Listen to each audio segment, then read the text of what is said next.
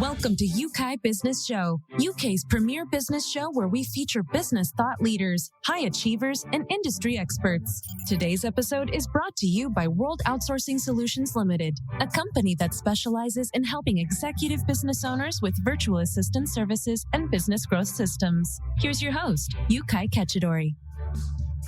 Hi guys, welcome back to another very special episode. And today I'm very excited because we're going to be talking about something which I think is very important, often is forgotten by upcoming business owners who may want to use the latest marketing strategy, but leaving what has been proven over and over and over again.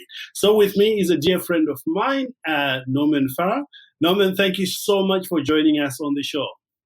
Hey, it's my pleasure to be here. Thanks for having me. It's absolutely a pleasure having you here. Listen, if you want to know more about a marketing strategy that works, you want to stay tuned and you're going to find a lot of great information here today. Now, Norman has been, a lot has been written about him, but he's a very decisive, results-focused leader who always develops and is always out there helping business owners. In fact, Norman has been in business or has been a leading expert with over 25 years of product sourcing, development, brand expertise, and he has advised many, many people today. And today we're going to be talking about the old school marketing. Norman, I know there's a lot to you than what I've just mentioned today. And would you just fill in the gaps where I've missed out? Who is Norman? Okay, so just a really quick overview of my, this beard is about 25 years old. So I started out back in the 80s in business, but my e-com career really started back in mid-90s. When I took on a job, and this is so cool, you have to take advantage of opportunity. So a Fortune 500 company asked me, I was providing other services, if I could provide them with a website. Sounds pretty easy, but back in the mid-90s, almost impossible. So I said, yeah, sure. I had no idea what the internet was. So I ended up outsourcing and hiring people to do it. Other people saw what I did and other companies and said, hey, how did you do that? Can you do that for me? So from that point, the company that the backbone of the company was promotions. We ended up doing a lot of sourcing in China and India to get things done. Now, India was for design. So we sold a lot of design work on the internet back at the time, so logo and corporate identity. And then on the sourcing side, we'd buy caps and mugs and stuff like that from China 20 plus years ago. Anyways, afterwards, I ended up getting involved with just a sourcing company directly. My family opened up 2 factories in Taiwan. We couldn't say technically that we owned them, but we did. It was all our machinery. Ended up getting involved with a specialty packaging company and also product warehouse and distribution. Anyways, at the end of the day, Amazon became my perfect storm. Every element of my life for the 10 years or 15 years leading up to when I got involved with Amazon, it was perfect. So I jumped in. Yeah. One of the things that you mentioned there, which I hope the listeners will catch on that, is you were busy helping your customer, and then you were asked about this thing about internet, if you know how to do it. Even before you knew that you know how to do it, you did not review an opportunity straight away. You went and did your own research, and you came back and you say, yes, I know how to do it. And that opened a whole lot of other doors in your life. Which there's a lesson there. Tell us maybe more around that. I want to, if we have time, I've got another really great example of never passing up a good opportunity. Yeah. You've got to look at it, whether you can do it or not. So here's, again, the same Fortune 500 company. I walked into their office. They had 24 offices around the country, and everybody was in a really bad mood in the purchasing department. So I ended up going out with a VP who was from Canada, and we went out to lunch, and he said, I said, what's going on? He said, we're getting bombarded by non-contracted suppliers that are really ticked off that they're getting paid over 280 days. There's nothing. I was a contracted supplier. I was getting paid 30 days bang on. So I after lunch, I went over to him. I said, I got an idea. Why don't I do it? I'll be your purchasing department. What are you talking about? I'm getting paid in 30 days. I'll pay them in 90 days. And you pay me another 5% on top of that, I'll eliminate all of your headaches.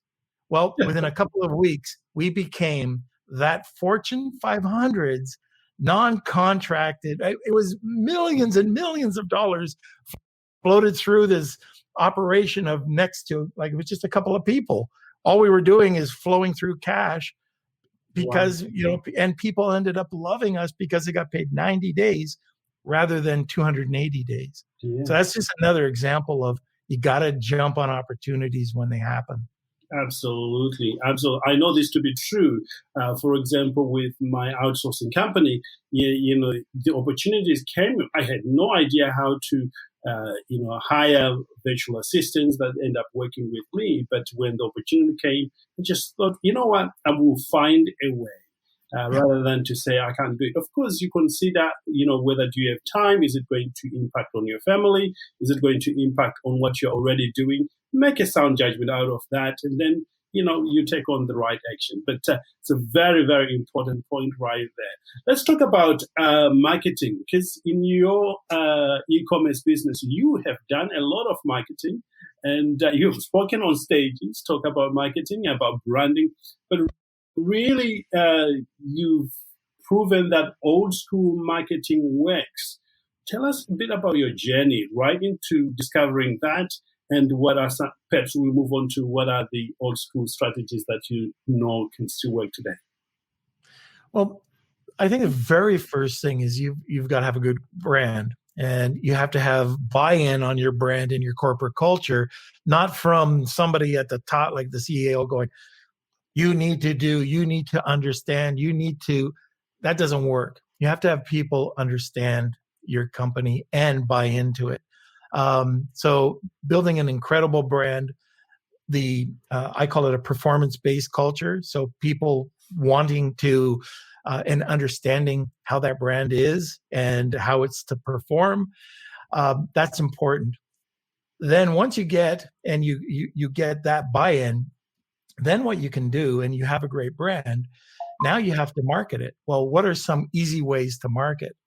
People don't think about this, but old school, you don't have to get every shiny object that's selling for $9.97 or $97 with some one-time offer attached to it. People get suckered all the time with this stuff when you can go back and it's old school. I use press releases. So press releases to market. I use quality writing on my website. I've got a nice looking website. So you go there and it looks good. My social media is consistent. It's consistent with my brand. The colors are the same right across the board. So old school marketing, all you're doing with old school marketing is you're taking people, making sure that they understand, especially in this marketplace, that you become the authority. So on Amazon, you're a micro brand. I don't care if you're selling 10,000 a month, 100,000, a million a month, you're a micro brand. So people are going to see you for the first time. The first thing they're going to do is go to Google. If all of a sudden you're not on Google, you got a problem. If you're on Google and your website is horrible, or your social media is horrible, or you've got horrible content, people aren't going to see you as an authority. It's very simple. You become the authority, you gain trust, you get the sale. That's either Amazon or over on e-commerce. And that's what I'm talking about when it's just, simple forms of marketing. The other thing is perceived value. So before we move on to the perceived value, you mentioned something I think is incredible there, that you want to be perceived as an authority in your area and you create trust. And from that, you get customers, you get a sale. I think too often we want to get a sale before we get the trust, before we get established as an authority. It's the other way around. It's Absolutely. I'm glad you point that out. Yeah, and the other thing that, especially for recurring products, so if you have something that's a 30-day subscription, well, one of the coming back to old school marketing, you might have to give away that product. Yeah. Now, it might cost you. Let's say I'm selling soap, and I do. So let's say they buy a $10 bar of soap, expensive soap. They buy it. It might cost me $10 to acquire that company. So maybe it's a Facebook ad that's driving traffic. I'll take that. I'll take that hit of 100% at my break even, and I'll acquire that customer for $10. Yeah. What's that going to do? What's the lifetime expectancy? Well, that person is going to see if the brand is good, if they have an incredible customer experience, they get the bar of soap. I'm talking bar of soap. It should be nothing, but it's everything. You get the bar of soap. It's in a box. How do you bring out the aroma? What does the box look like? Is it just a real cheap tuck box? Our boxes, like the way that we've created sort of the second version of our product, really incredible packaging. And then when you get it, it's actually a package within a package. When you open it up, the smell of the soap comes out. So, you're using all of your senses. And I think that's really important in marketing, that you use every sense possible. Yeah. Yeah, you give people the experience. You touched on perception there, Norman, which yes. I think is incredible. You and I know that oftentimes perception is more powerful than reality. If you create the right perception, you've got it going for you. Many e-commerce sellers right now make the mistake of wanting to compete with the bottom dwellers. And so there might be Chinese manufacturers coming in at very low cost. And so they want to compete. So get the lowest price. Yeah. Well, all you're doing there is product cannibalization. Nobody's going to win there. I don't want to compete there. So first thing I'll do is I can give you an example. This is a really good example. It's not the average example. Bring it on. All right. So during 2018, we were supposed to get a product in November. It came in December 13. Right. Holiday season done, basically. We go, how do we do this? The product came in and it was in a clamshell, so a plastic package. It looked horrible. It wasn't my idea. It was the customer's. So, or a client. So we put it up on Amazon for them. And they went out at $49. Their cost was $16. Then we changed the packaging around. And we were able to go to a magnetic flip. It looked really good. And then there was the product was actually laid inside this EVA rubber. So it was custom cut out. It comes down to customer experience. We were able to bring it up from 49 to 79 to 99 to 124. Same price, $69. Now, this is where we did it this year. This is crazy. We created a wood case. And we cut out the wood case and we put in this really beautiful, it was just our premium product. It was the same product. It was the same product, except the product was engraved with the name rather than not. $224. Wow. So you've got, and we're not saying that, we're not seeing that the traffic died. We might have got a bit less sales. Yes. Who cares if I got, a tenth less? Who cares? I'm getting all this extra, like the profit it's what it's all about.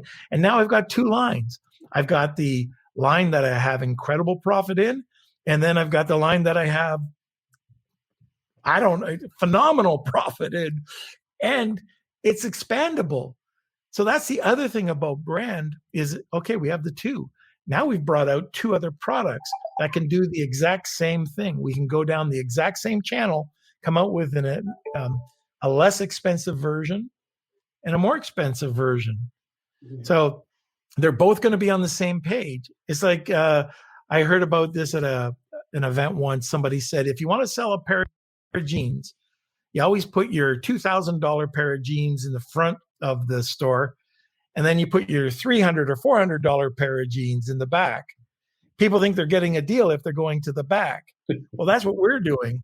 We're ranking, the $200 one up top, and we're tucking the other one in around, just under it, where, hey, if you don't want my $200 product, you'll get my $124 product, which is competing with people that are at the $30, $40, $50 level.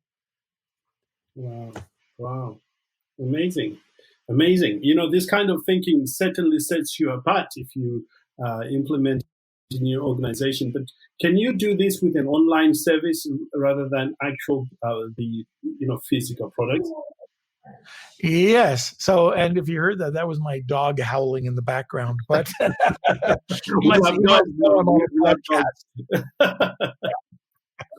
so, you can do it with anything at all. So with writing, I noticed this the other day. So we were checking out some of our competitors writing. Now tell me, if you go and you want to have really high quality writing, I might find somebody outsourced in the Philippines or India that's giving me quality writing at $3 or $4 an hour. Okay, fine, $3 or $4 an hour. I need incredible quality. Now, if that person has incredible quality and it's still $3 or $4 an hour, you're still going to think it's really bad writing or not that great writing. So if I can take that phenomenal person that's at 3 or 4 or 5 or 10 or whatever it is, and I can sell that writing at $200. And what we try to do, anybody that we work with, we pay phenomenally. Like we try to pay them a much higher fee. So if, let's say it is a $7, we'll pay $15, because we want that person to be loyal to us. Correct. So trying to nickel and dime is not a way to build loyalty. Yeah. But you take that article that's $15, and I can see on other content sites, you have a high quality site, high quality social media. You have the press release, everything I just said about authority, trust, sales. Now I'm selling that same article for hundreds of dollars rather than 15 or 30. Yeah. You can apply it everywhere across the internet. Amazing. Absolutely amazing. One of the questions I get asked often is regarding, marketing. Is if you were to market today, you are entering into the market for the first time. What will be the most direct route to getting it done and be profitable for you? Well, if I was getting into e-com, the very first thing I would do, if I'm doing it myself, I don't like doing things myself. I like getting experts to do it myself. I always hire people that know a lot more than me, and I might have 10 different specialists that do it, and they might be working 5 hours a day or 10 hours a week, or but they're doing their job and they're way more intelligent than I am. So that's something I've learned, is to outsource that. However, if I was doing it, maybe this is my first product, I'm ready. I call it paying my tax. And that is, be prepared there's going to be challenges where you're going to lose it. You're going to find out that, there was better ways of presenting. I did for example, iPhone pictures. Everybody's a photographer nowadays. You go up and you see that images are horrible. Why are you not getting sales? You might have Facebook ads driving over to Amazon or e-com, but you're not getting any sales because your images are horrible. Okay, that's one. Paying too much on paying your suppliers. I was just on a podcast talking about that, where you have to use a foreign exchange bank rather than a regular bank, because you're going to pay, instead of 0.8%, you'll pay 3 or 4%. All these little things add up. It's just paying your e-com tax. So the very first thing I would do is make sure that I learn about whatever I'm doing. Get a course. Yeah. Just get a course. and not a free course that is, on YouTube. Go and find somebody to follow, listen to them, contact them, get in and learn. A lot of these courses don't take a lot, especially on e-com side. Hey, you'll be up and selling in weeks. You'll have a business in weeks if you just learn it first. Yeah, that's important. Learning from somebody who's already doing it, it's got the same results that you want. Oh, that's a good point. So a mastermind, and a paid, usually free masterminds, you get what you pay for. I hear so many people giving out false information, but go into a good mastermind. It might cost a few dollars, but it's worth it. The other thing, what are you doing for a mentor? Regardless if you're new to e-com, but a business mentor or a mentor of some sort, approach somebody that's got your personality, that you want, that you like the way that they present. And if they would help you or mentor you, or is there a way that you can get into a group mentoring program? That's important. Yeah, absolutely. Absolutely. Incidentally, we run masterminds, for those listening, we talk about this all the time. And we only allow certain people with certain caliber who have a certain amount of income in there. And the amazing experience, I know my listeners understand this one, of having people who are playing this game of business at a certain level. If you bring them together, they may be in different businesses, but the exchange of information, the bringing up together of ideas is incredible, absolutely incredible. So absolutely agree with what you're saying about mastermind. Yeah, and it's really quite magical, what can happen. If I took the very first and I paid $19,000. It was a higher mastermind, but I went to Mallorca, and I sat down. I'm not a public speaker. Like back then, I was really afraid to get on stage and talk. I turned down my sister-in-law's. She wanted me to be a master of ceremonies for a wedding, and I turned it down. That's how scared I was. Wow. So, but coming out of Mallorca, I met some really cool people, and we all sort of just joined, and the amount of business that came out of that over the period of years is incredible. What it's done, I can take that and do a mind map, that led to this, who led me to this and this, who led me to this, this, and this. You book, I could easily, all new business coming in is all due to the old meetups, that just meeting that one $19,000 mastermind. It is amazing, absolutely amazing. That brings us back, to another subject which lines up with old school marketing. You, like me, are a firm believer in networking. Just going for it. Let's talk about that for a moment. Yeah, so I got to give you this crazy story. So I have, actually, one of my podcasts I have is called I Know This Guy. The reason it's I Know This Guy is because of my network. So I have a crazy network.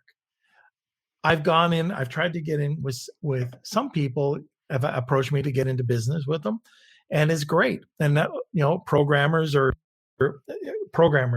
notorious for this. So anyways, they have this great idea.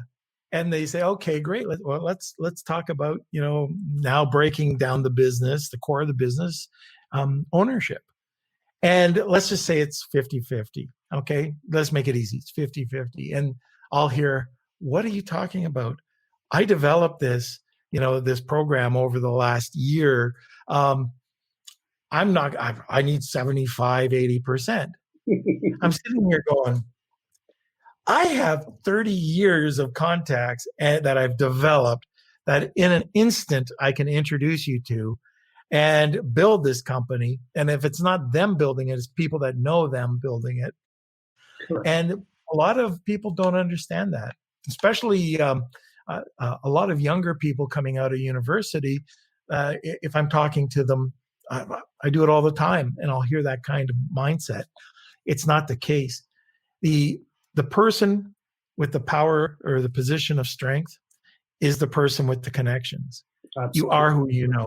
You are who you know. Absolutely. And there's an art form. There really is an art form of networking and going to events.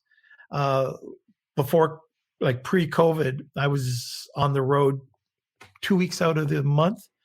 I've got really great people that run the companies, but I'd be out, I'd be talking, I'd be networking. And I was, why are you doing this? Why? I meet so many really great people. I don't know when that next incredible person is going to come up or who I can help. And this is a key. It's who you can help. So at the end of the day, if I'm going up to somebody, I'm see you at an event and it's just hit you, it's, hey, coming up and asking a question is great, but hit, like just trying to ask 1,000 questions, that's too much of a give, and you don't get a lot in return. The perfect scenario is going up, asking a question, or like listening, and just let the person know that, you really liked what you just heard. Could you be in touch with them? And that's actually, this is so crazy. That's why I grew the beard. This is way before I went on stage. I grew this beard for one reason. I'd go to events and nobody would remember me. They wouldn't remember hey, I talked to you about so-and-so. Oh, you could tell they didn't remember you. Mm. I've been on, I know I've sat 1, 2, or 3 rows back on these huge stages.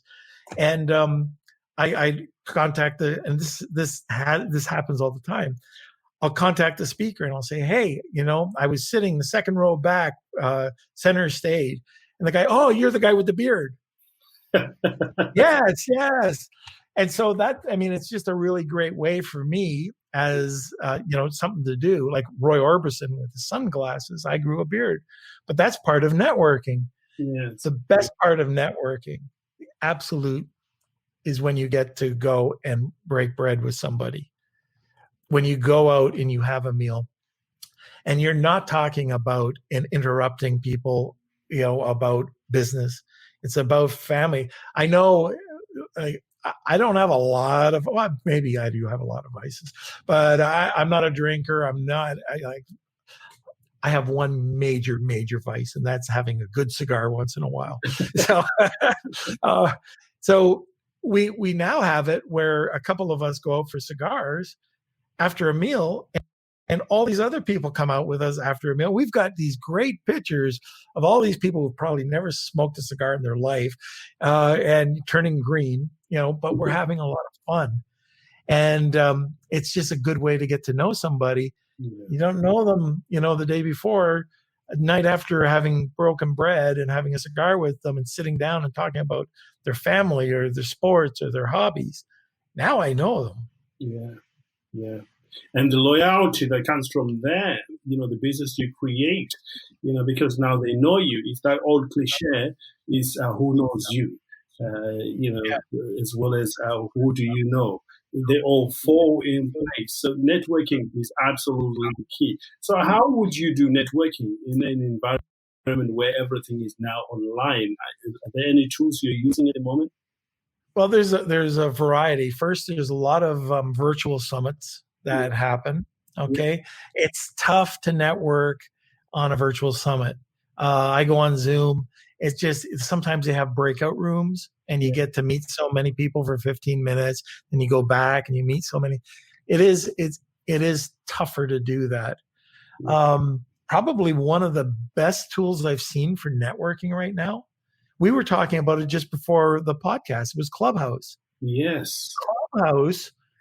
You can go on. So let's say I set up a room and I invite a bunch of people, and then people get to see that there's a room about, let's talk about Amazon. Okay. So talking about Amazon or talking about making money online or whatever you want. Then people see, because they get notifications, they come into the room. Now they can ask questions.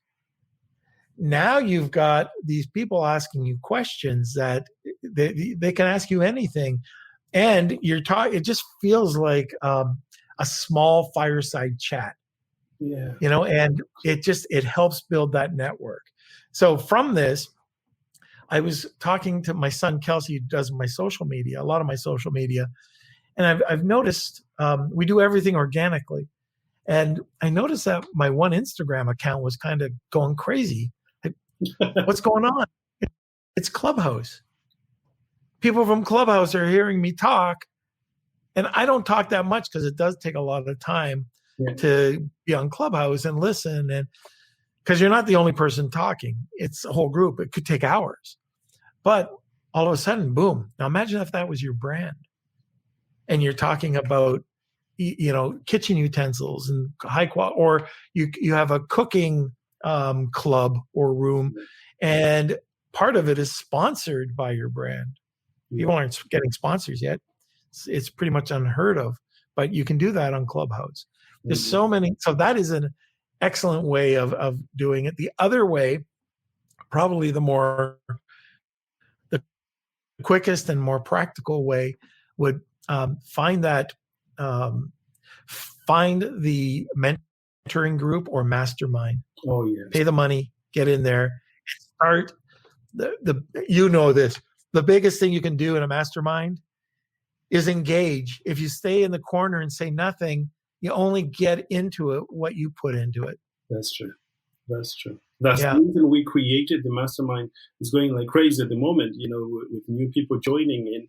And I totally love it because it means we have more opportunity to give people. And truly, if you're listening and you're considering joining a mastermind, we offer a free session just once so you can have a test of what it is. And then there is a paid mastermind. But my experience is yours, Norman, is my life took huge steps after, I paid a mastermind and I got connected with the right type of people that I needed. That some of them were way ahead of me, and some were on the same level. But the relationship that came out of it is incredible, absolutely incredible. The ideas that comes through there, you never thought of that on your own, but it's amazing, absolutely amazing. We're coming. Sorry, go ahead. I was going to say one last thing about this, and it sounds so cliche, but the more you give, the more you'll get 10 times back. You do. And I can't explain it, but all of a sudden you might be going down a path and you're just giving out some information. It might come across your head, I keep doing this and it's taking up so much time. And then it's like, boom. And I try not to think that way. I really do try to share as much as I can. I just want to give out that information. What I found out, my whole life changed really when I started to just give everything out for free. It is incredible. Absolutely incredible. Yeah. It's one of those natural laws of the universe. I would say, give and it will be given to you in great measures. I've lived it. In fact, I live it right now. In fact, a good example is this podcast. When we started out, we were giving, creating a platform for people to share. I wanted to you see, I came to where I am right now through learning from other people. And I wanted to create a platform that other people can access great minds like yourself, on a podcast. And what has come out of that, one of them is the mastermind we've created is a direct result of that. I never expected that. It was like, okay, let's help people. But what has come back to me is, it's one of the best things that can happen. And,